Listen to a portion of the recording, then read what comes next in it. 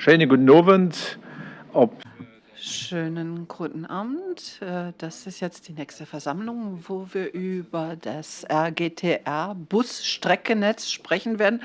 Es ist eine ungewohnte Art der Präsentation. Es sind halt auch ungewöhnliche Zeiten. Aber es ist sehr wichtig, zusammen mit den Bürgern und Bürgerinnen im Dialog zu bleiben. Sie haben also die Möglichkeit, uns Fragen zuzuschicken, die natürlich alle beantwortet werden. Falls wir eine Frage heute Abend nicht mehr beantworten können, keine Sorge. Alle Antworten werden Sie dann schriftlich erhalten und die Fragen und Antworten werden auch auf unserer Website veröffentlicht werden. Heute Abend geben wir Ihnen einen allgemeinen Überblick über die Reform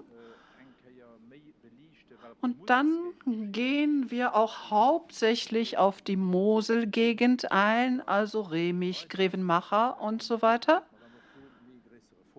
Also das ist unser wesentlicher Schwerpunkt heute. Dann kurz ein kleiner Rückblick. Der RGTR, das Allgemeine Transportwesen, wurde 1978 geschaffen, auf Französisch Régime Général des Transports Routiers.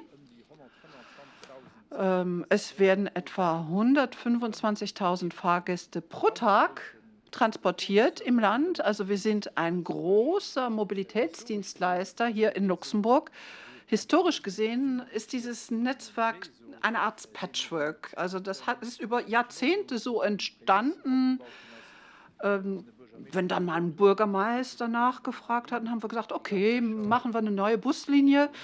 Aber wie gesagt, das aktuelle Streckennetz entspricht nicht mehr der Entwicklung des Landes, auch den Entwicklungen, wo jetzt Wohnen, Arbeiten, Freizeit stattfindet. Also die Mobilitätsmuster sind auch andere als vor 30 oder 40 Jahren.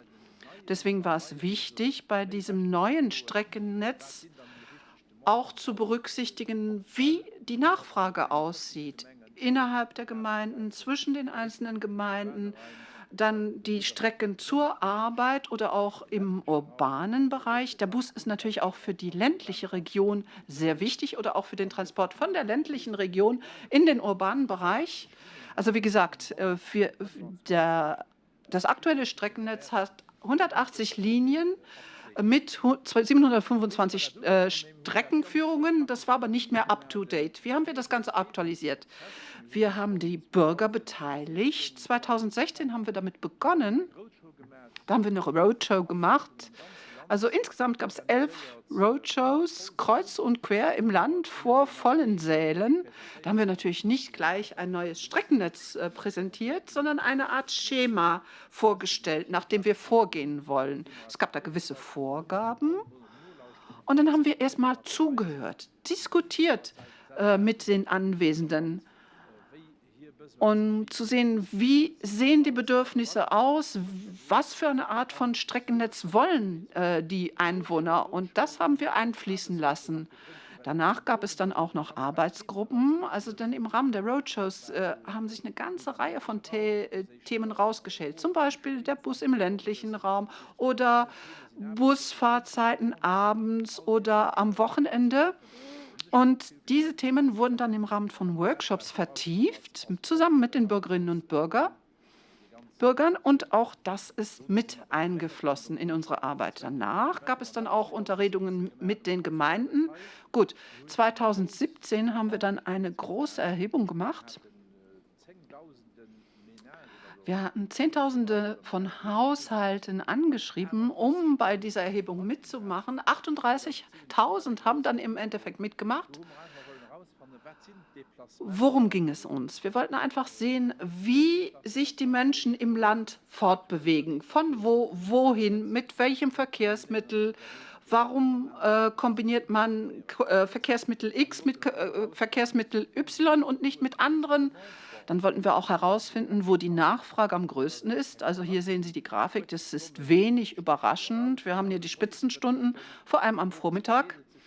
Abends ist das schon etwas verteilter, weil es ja heute auch mobile Arbeitszeiten gibt. Das heißt, manche können schon früher aufhören mit der Erwerbstätigkeit oder auch später. Und Sie sehen, es gibt auch hier viel Schultransport. Also es geht nicht nur um Strecken, die man zurückgelegt, um zur Arbeit zu bekommen, sondern auch der Schultransport und auch Strecken, die man im Rahmen der Freizeit zurücklegt, sind mit eingeflossen. Gut, was haben wir in dieser Erhebung noch festgestellt, was die Gewohnheiten angeht? Also 2017 war es so, dass 69% das mit dem Auto gemacht wurden, dann 17% mit öffentlichen Verkehrsmitteln, 12% zu Fuß und 2 mit dem Fahrrad. Das ist eine wichtige Information. Wir wollen ja eine Verschiebung erreichen hin zu nachhaltigem Transport, zum Beispiel zu Fuß gehen oder Fahrrad oder öffentlichen Transport. Und dann wurden natürlich auch die Kommunen, die Gemeinden mit eingebunden. 2019 haben wir den Gemeinden unseren ersten Entwurf für das neue Streckennetz zugeschickt. Und sie konnten dazu Stellungnahme abgeben. Also die 102 Gemeinden haben also diesen Entwurf des Streckennetzes von uns bekommen.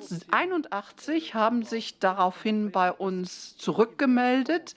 Wir bekamen insgesamt 534 Einzelkommentare. Ein Großteil davon wurde auch berücksichtigt. Also wie gesagt, wir haben jetzt 115 Linien, die wir damals den Gemeinden zugeschickt haben. Da gab es noch eine ganze Reihe von Änderungen aufgrund der Stellungnahmen der Kommunen.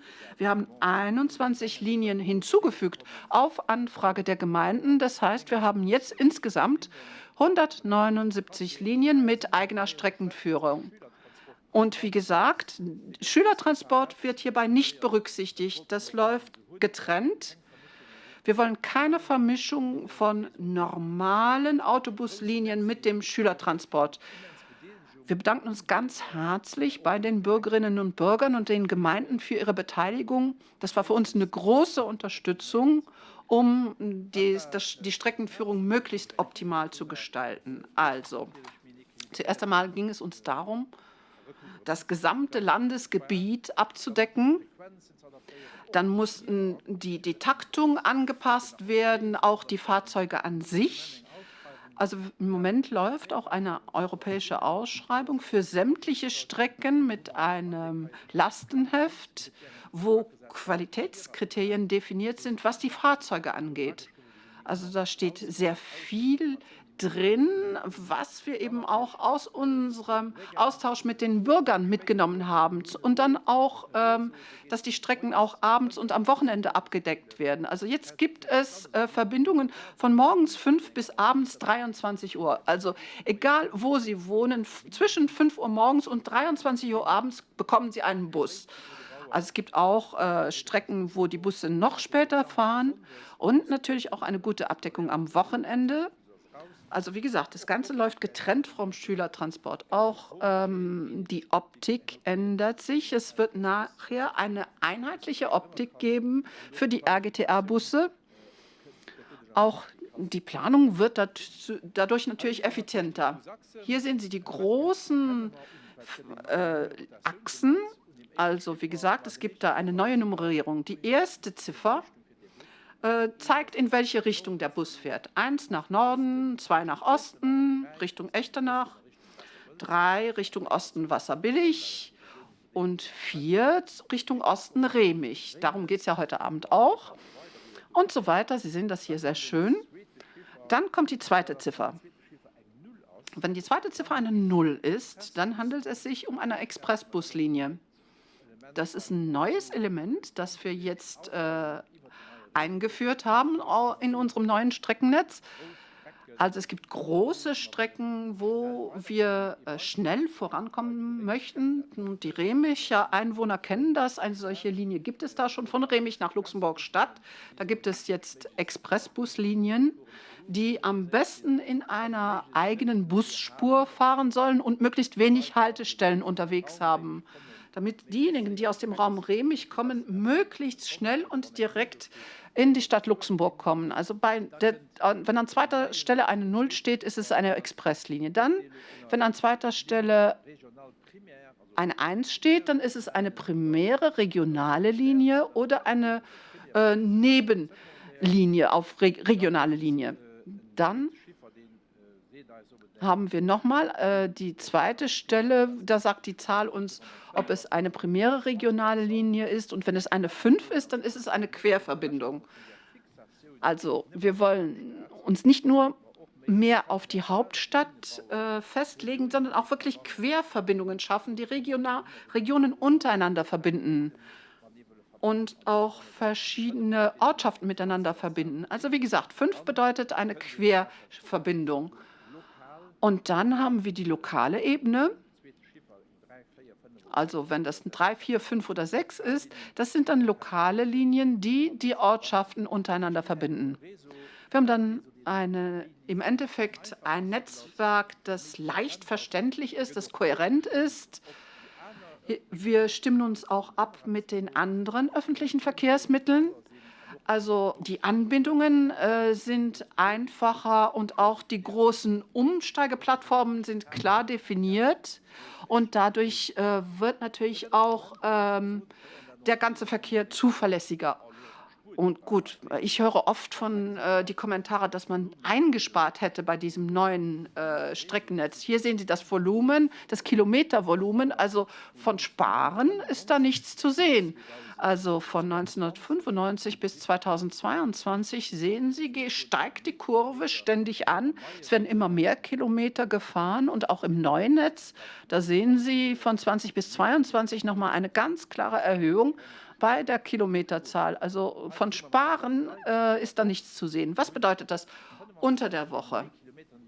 Also die zusätzlichen Kilometer, da werden 25% zwischen Montag und Freitag gefahren. Das heißt, wir haben jetzt eine regelmäßige Taktung zwischen 5 Uhr morgens und 23 Uhr abends überall im Land. Das heißt, es gibt also mehr Fahrten und zwar 25% mehr von montags bis freitags. Am Wochenende gibt es eine Erhöhung um 380%.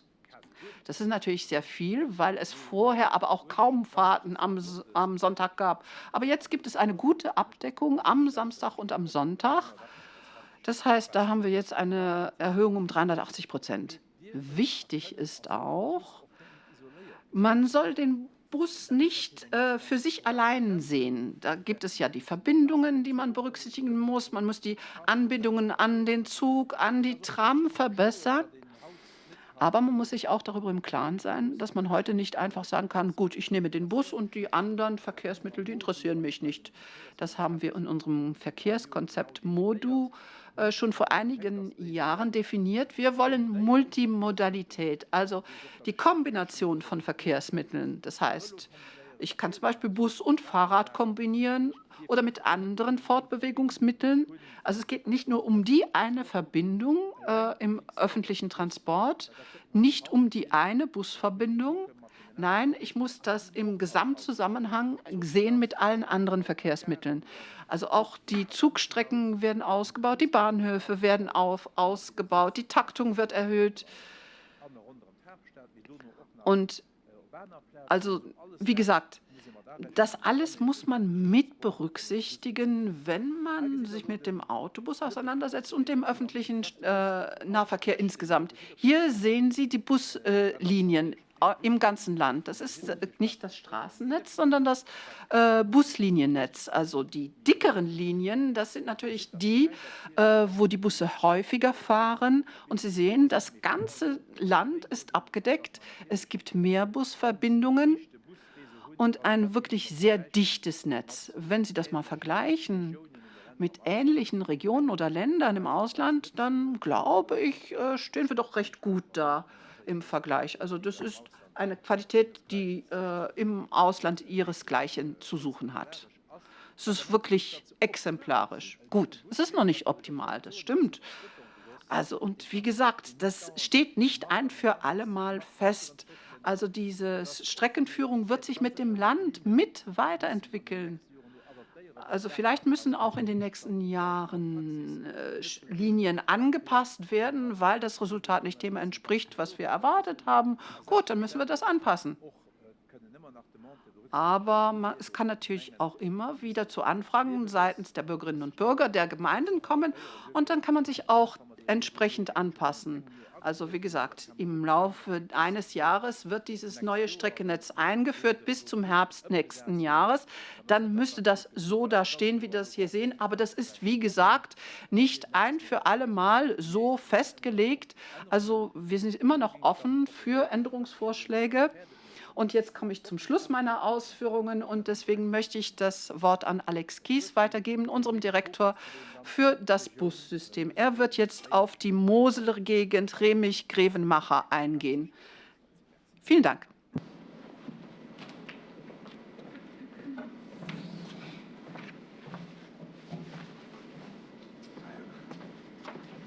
Vielleicht aber noch. Ich möchte mich aber auch noch gerne einmal bei allen Zuschauern bedanken. Wir haben 120 Zuschauer, 21 Personen aus dem deutschen Grenzgebiet. Aus diesem Grund haben wir auch eine Verdolmetschung ins Deutsche. Vielen Dank für das große Interesse. Alex Kies wird nun auf die Region eingehen und nachher werden wir dann auf jegliche Fragen antworten, die eintreffen. Vielen Dank. Merci, Herr Minister. Vielen Dank, Herr Minister. Auch ich möchte Sie gerne herzlich begrüßen. Ich möchte nun gerne auf die Region Remisch eingehen und anschließend auf die Fragen, die uns bereits erreicht haben im Voraus.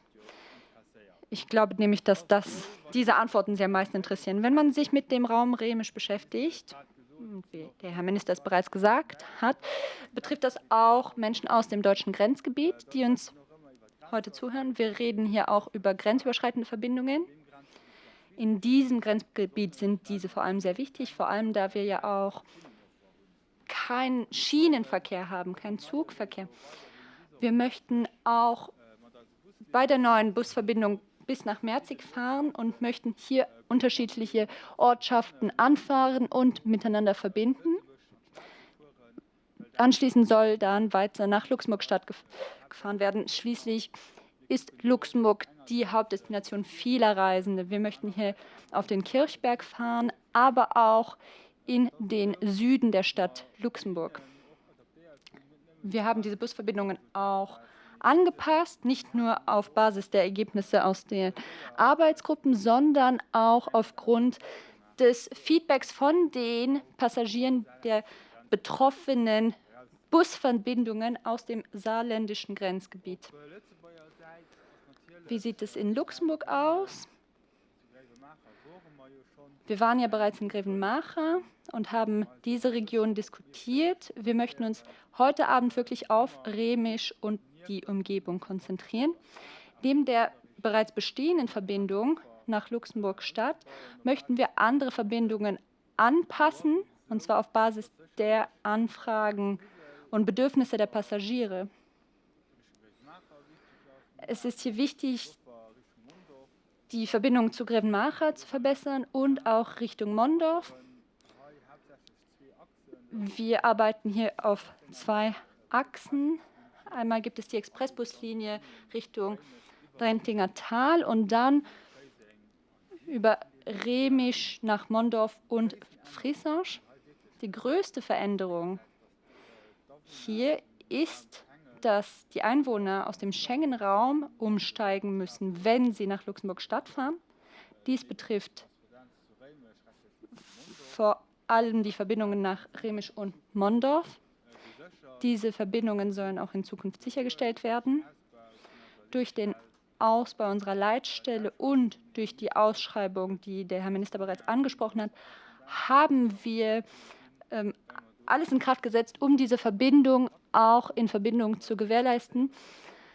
Und es soll ausgebaut werden, stärker als es heute der Fall ist. Die andere große Veränderung, die ebenfalls bereits heftig diskutiert wurde, ist, dass wir nicht mehr durch Luxemburg-Stadt fahren werden. Das liegt einerseits an der Ausbau des Trams.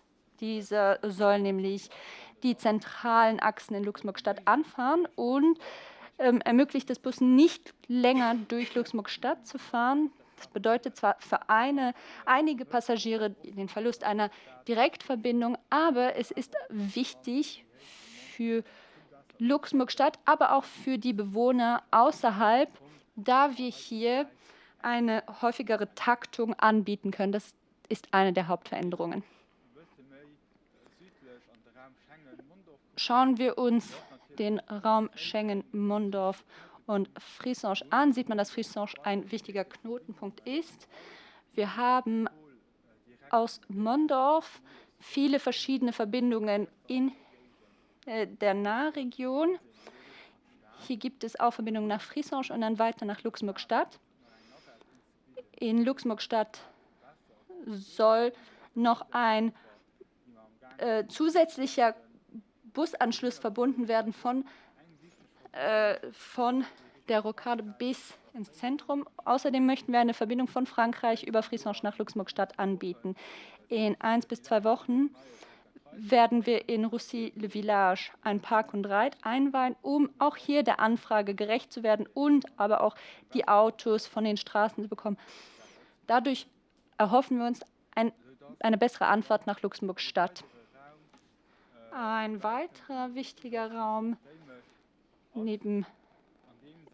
ist Remisch. Remisch ist gut angebunden, hat eine gute Verbindung in die Grenzgebiete, aber auch nach Luxemburg-Stadt. Wir sind mit Kirchberg, aber auch mit dem Süden von Luxemburg angebunden. Dieser Raum ist wirklich sehr gut abgedeckt. Hinzu kommt, dass man einmal umsteigen muss, um zu seinem Zielort zu gelangen. Was wurde umgesetzt? Wir befinden uns hier in einem Raum, in einer Region, wo Dinge bereits im September umgesetzt wurde. Deswegen ist es vielleicht für einige von Ihnen nichts Neues.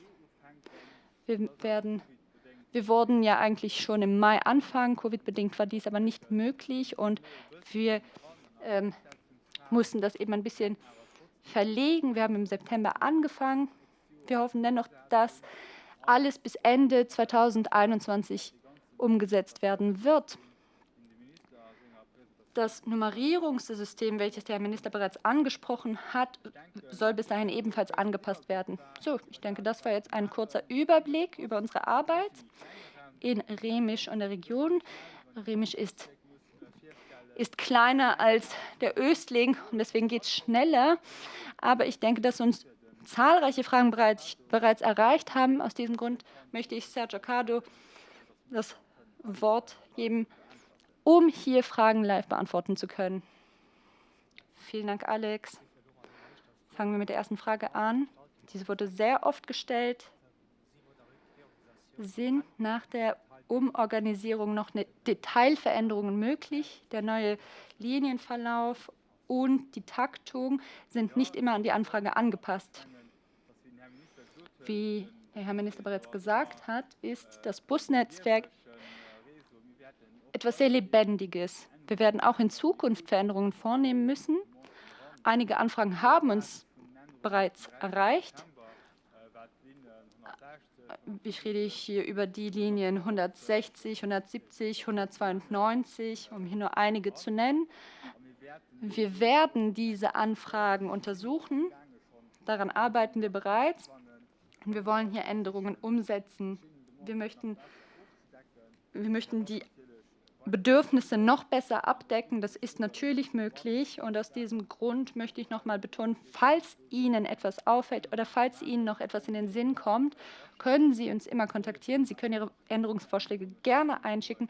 Natürlich können wir nicht jeder Veränderung oder jedem Wunsch Rechnung tragen. Wir müssen immer schauen, dass diese Idee in das Gesamtkonzept passt. Ganz viele Fragen kommen aus der Gemeinde Remisch. Ich möchte das jetzt kurz zusammenfassen. Erstens, wie sieht es aus mit einer Busspur, die auch effizient ist, damit der Bus nicht mehr im Stau hängt? Zweitens, wie sieht es aus mit einem Parkplatz, einem Großparkplatz auf der deutschen Seite und eine Umleitung für den Verkehr? Wie sieht es denn auch aus mit der Korrespondenz zwischen den verschiedenen Busverbindungen? Diese werden nicht immer respektiert. Und wie sieht es aus mit einer Direktverbindung aus der Stadt Richtung Südosten? Ich versuche darauf zu antworten. Das waren jetzt viele Fragen beieinander, ganz viele verschiedene Themen auch. Ich versuche das jetzt etwas aufzuarbeiten. Busspur also. Busspur in Remisch. Da sieht es so aus, dass ein Projekt existiert. Dieses Projekt wurde in der letzten Zeit noch abgeändert, doch ich hoffe, dass wir das in Kürze umsetzen können. Eine Busspur würde auf jeden Fall nützlich sein, um hier auch die Fahrzeiten respektieren zu können oder besser respektieren zu können. Dann die Korrespondenzen. Ich hatte ja bereits erwähnt, dass das eine Problematik ist, die uns bewusst ist.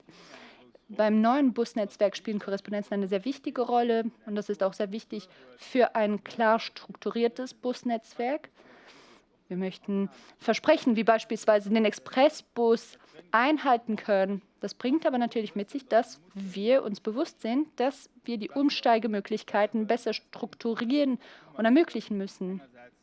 Aus diesem Grund haben wir deswegen einerseits bei uns eine Leitstelle organisiert, um eingreifen zu können, um Busse steuern zu können, um diese Korrespondenzen respektieren zu können.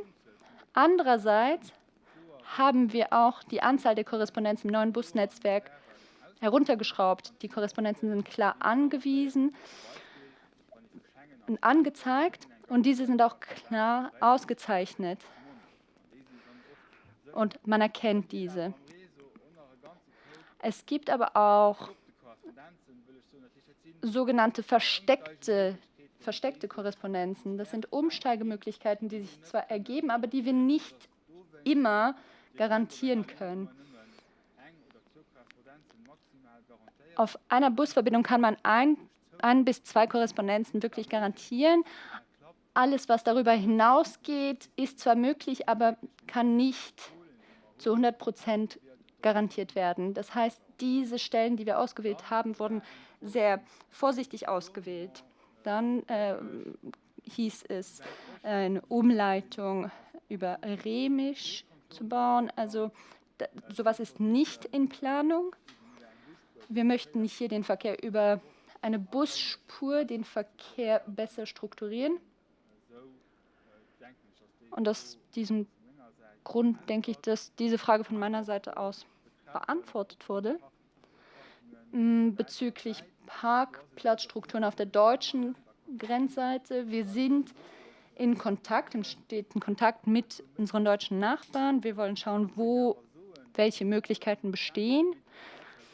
Das Grenzgebiet auf der deutschen Seite, also Saarland oder ein Teil von Rheinland-Pfalz, eigentlich sehr diffus sind. Es gibt keine Stellen, an denen Autos zusammentreffen und gemeinsam über die Grenzen fahren. Deswegen gestaltet sich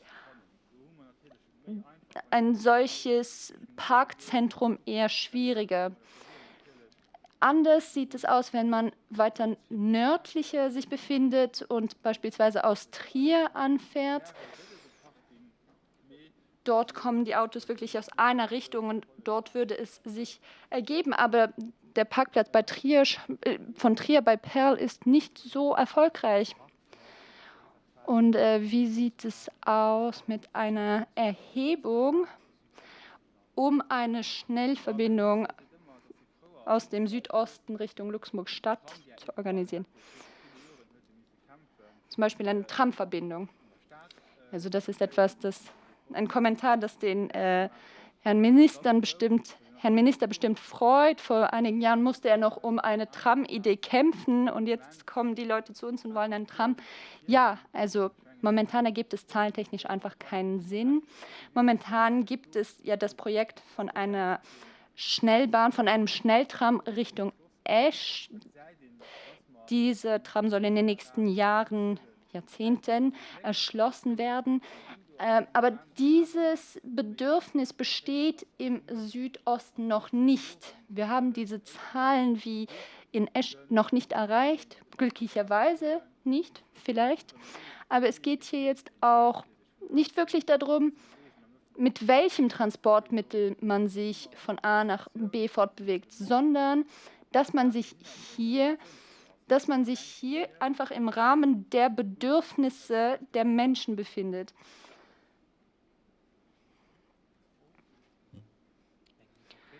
Nächste Frage. Wie sieht es aus mit dem Umsteigezentrum bei der Rocade oder Lux Expo? Da wird noch immer gebaut. Wann sollen diese Orte denn kundenfreundlicher werden? Wann werden sie vielleicht besser beleuchtet, dass die vielleicht besser funktionieren? Ja, diese Umsteigepunkte sind zurzeit noch nicht ganz so attraktiv. Es wird noch gebaut.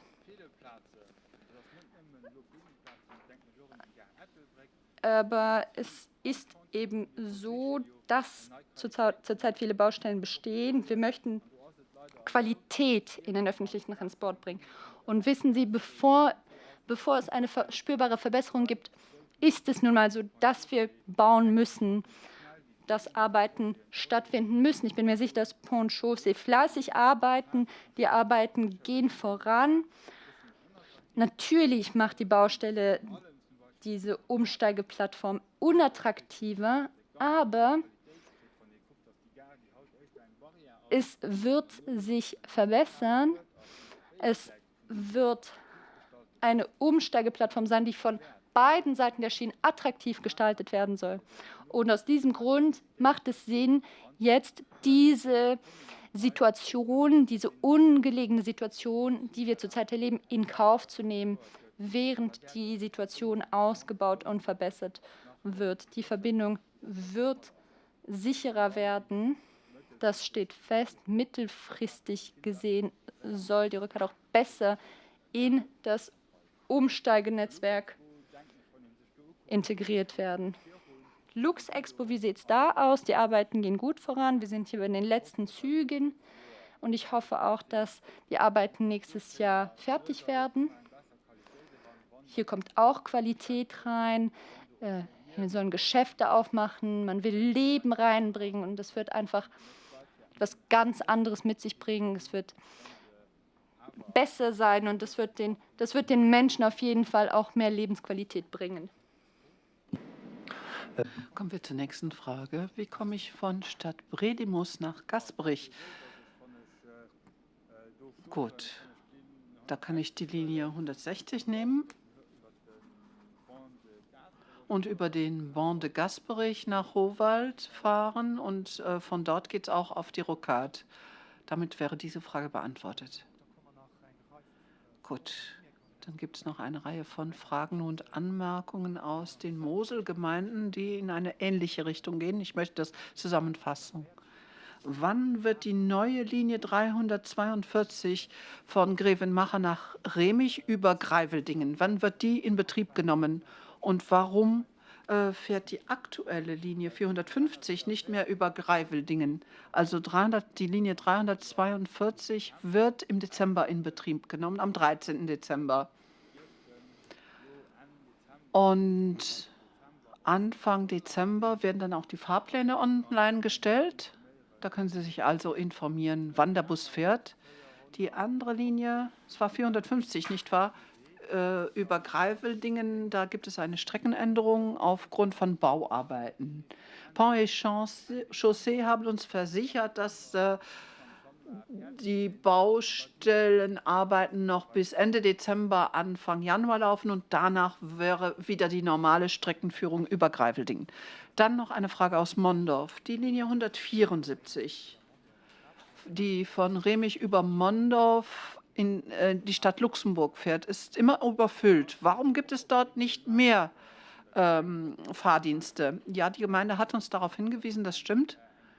Es gab eine Sitzung mit der Gemeinde vor ein paar Wochen und wir haben dann gemeinsam festgehalten, dass wir Verstärkerfahrten morgens und abends anbieten werden. Das tun wir schon. Jetzt müssen wir sehen, wie die Situation sich weiterentwickelt, wenn es dann noch zusätzliche Nachfragen gibt, sind wir auch bereit, da noch weiter zu gehen und zu reagieren.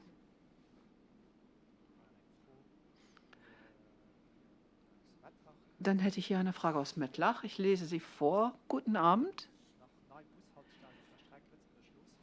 sind auch noch neue Bushaltestellen auf der Strecke Luxemburg-Losheim geplant. Also das ist die Linie 159 Ausgang Mettlach. Nach dieser Haltestelle kommt keine mehr. Und am Ende des Dorfes eine Haltestelle. Das wäre eine gute Idee. Also die Anfrage ist, ob da nicht eine Haltestelle am Ende des Dorfes eingerichtet werden kann. Am Ausgang des Dorfes. Also im grenzüberschreitenden Bereich ist es immer etwas schwieriger, neue Haltestellungen einzurichten. Wenn wir auf Luxemburger Gebiet sind, sind die Gemeinden zuständig für den Bau neuer Haltestellen. Und normalerweise wenden sich die Bürgerinnen und Bürger an die Gemeinde oder an uns und wir arbeiten dann mit den Gemeinden zusammen, um das umzusetzen. Im grenzüberschreitenden Gebiet ist es immer schwierig mit den Zuständigkeiten. Also wir bitten die Leute dann immer mit ihrer deutschen Gemeinde Kontakt aufzunehmen und dann können die deutschen Gemeindeverantwortlichen mit uns Kontakt aufnehmen und dann können wir zusammen schauen, was man da tun kann und vielleicht auch eine neue Haltestelle bauen. Es gibt eine Petition von Eltern und Schülern aus Lenningen. Da geht es um eine Verbindung zwischen Lenningen und Grevenmacher. Ja, die Linie 347 wird ja eingeführt, die dann diese Strecke abdeckt. Hier geht es ja eher um den Schülertransport. Und wir haben ja immer klar gesagt, dass der aktuelle Streckenplan, so wie er vorgelegt wird, den Schülertransport nicht abdeckt. Dafür haben wir Speziallinien. Also dieses Angebot wird also dann in dem anderen Rahmen berücksichtigt. Dann gibt es noch ein paar Fragen und Forderungen aus der Gemeinde Schengen. Wir wollen eine direkte Verbindung hin zu allen Gymnasien und zu allen Stadtteilen der Stadt Luxemburg. Ja, das ist mir klar. Wir haben, wie der Herr Minister ja schon gesagt hat, auch im Rahmen unseres Austausches mit den Gemeinden, auch mit den Gemeinden im Schengener Raum gesprochen.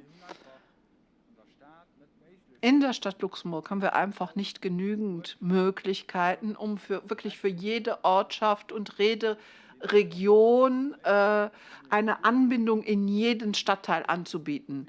Also wir haben versucht, wir haben uns die einzelnen Streckenführungen angesehen und versucht, das zu strukturieren. Also die Streckenführung ist jetzt so, dass Remich und Mondorf als Umsteigeplattformen vorgesehen sind. Also mit Umsteigen ist es also möglich, sowohl in den nördlichen wie den südlichen Teil der Stadt Luxemburg zu gelangen.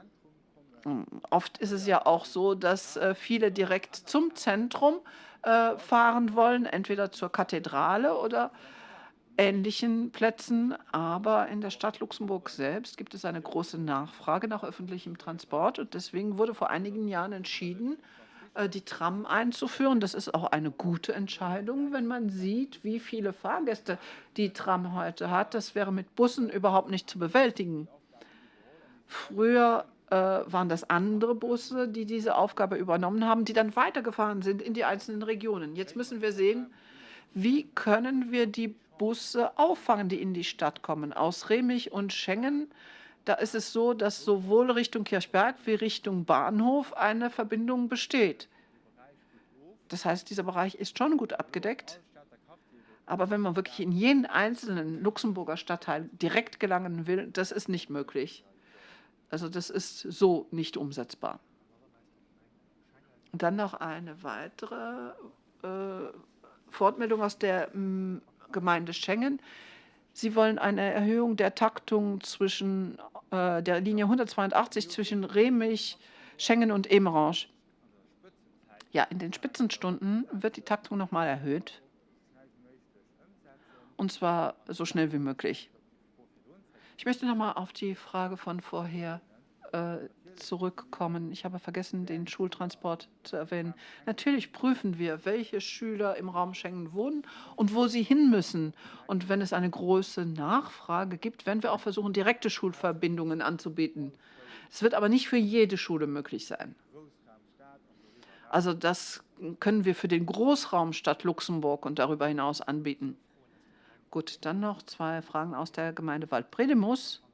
Seit dem Fahrplanwechsel am 13. September fährt die Buslinie 160 nicht mehr über Waldbredimus. Früher gab es eine Verbindung nach Waldbredimus und Trentange.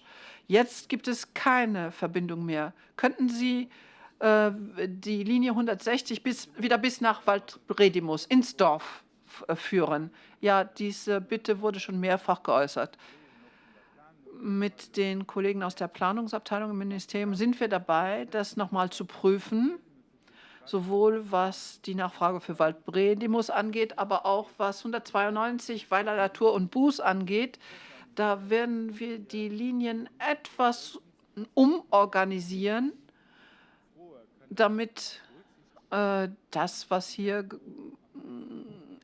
gefordert wurde, berücksichtigt werden kann. Also da wird es einige Änderungen geben in nächster Zeit. Dann gab es noch eine weitere Frage aus Waldbredimus. Wie kommen die Bürger aus Waldbredimus hin zu einem Bahnhof, um dort einen Zug nehmen zu können? Also das wird wohl der Bahnhof in Oetrange und Sandweiler sein. Also wenn man sich das Straßennetz von Waldbredimus anschaut und welche Linien wir dort fahren können, dann ist der nächste gut erreichbare Bahnhof eigentlich der Bahnhof der Stadt Luxemburg. Jeder andere Bahnhof ist je nachdem, welches Ziel man hat, nicht wirklich sinnvoll. Deswegen versuchen wir, die Leute in die Stadt zu bringen, damit sie dort auf die Schiene umsteigen können. Und wir haben das natürlich genau geprüft. Und da gab es einfach keine kritische Masse, um noch andere Bahnhöfe in dieser Region anzufahren. Gut, dann gab es noch eine Reihe von Bemerkungen zur Infrastruktur angeht. Insbesondere die Bushäuschen, die oft in einem schlechten Zustand sind oder dass überhaupt kein Bushäuschen vorhanden ist. Gut, dazu Folgendes. Die ganzen Einrichtungen an den einzelnen Haltestellen sind Aufgabe der Gemeinde. Darauf haben wir wenig Einfluss. Und sobald die Umstrukturierung abgeschlossen ist, werden wir uns damit befassen, wie die Haltestellensituation auf Ebene des gesamten Landes verbessert werden kann. Vielleicht versuchen wir da auch eine generelle Lösung zu finden und vielleicht bekommen wir da auch ein bisschen mehr Einfluss als Betreiber des Netzes, als Netzbetreiber. Ich glaube, damit haben wir jetzt alle Fragen behandelt. Wenn jetzt noch Fragen nachkommen sollten, würden wir die per E-Mail beantworten. Gut.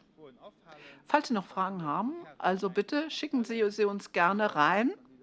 Wir beantworten sie dann schriftlich oder in etwa 2 Wochen. Da wird noch eine weitere Informationsveranstaltung stattfinden. Da wird es um Hesperingen gehen. Das liegt ja auch nah an Frisange und dem Raum Remich.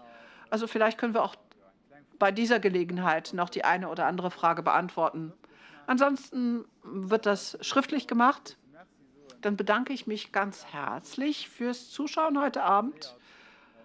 Und wenn Sie noch Fragen haben, zögern Sie nicht, sie zu stellen. Und ansonsten hören Sie in 2 Wochen noch mal rein. Und ich wünsche Ihnen einen schönen Abend und bedanke mich fürs Zuschauen.